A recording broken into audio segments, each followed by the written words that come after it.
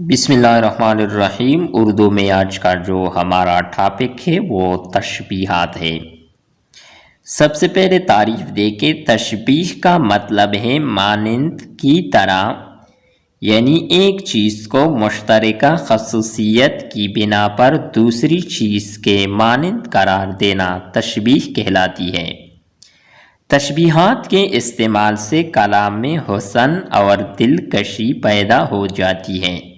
یہی وجہ ہے کہ اردو کے اچھے اور ماہر ادیبوں نے تشبیہات کا برمحل اور خوبصورت استعمال کر کے اپنے کلام کو حسن و دلکشی بخشی ہے۔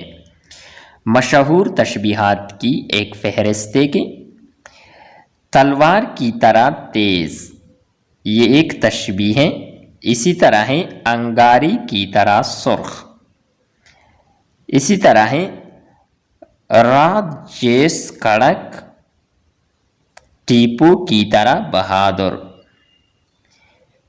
تیر کی طرح سیدھا، میر جعفر کی طرح غدار، پارے کی طرح بے قرار، چاند کی طرح خوبصورت، پھولوں کی طرح نازک، دھوئی کی طرح سیاہ، پتھر کی طرح سخت، دودھ کی طرح سفید، بیڑ کی طرح سادہ، بھیڑیے کی طرح خونخوار، خاک کی طرح عاجز، بندر کی طرح نقال، بندر کی طرح شریر، لومڑی کی طرح چالاک، بت کی طرح خاموش، کوئلی کی طرح کالا، حنظل کی طرح کڑوا، خون کی طرح سرخوں، بال کی طرح باریک، چٹان کی طرح مضبوط، بت کی طرح خاموش، چیتی کی طرح خونخوار، بجلی کی طرح تیز، چاندی کی طرح سفید۔